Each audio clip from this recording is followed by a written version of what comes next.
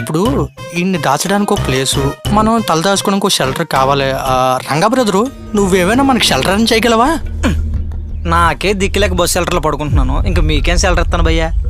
అలా అయితే నా ఫ్రెండ్ విశ్వాస్ అని ఒకడు ఉన్నాడు. మరి ఇంకేం లేదు, ఫోన్ కొట్టు.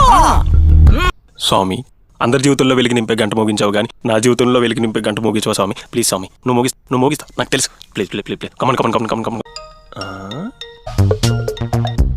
హలో గోపాల్, ఎలా ఉన్నావురా? రే విశ్వాస్, ఓ పని చేయి, 3 కప్పులు రైస్ పెట్టు, వచ్చాక కర్రీ ఏమైనా చేద్దాం.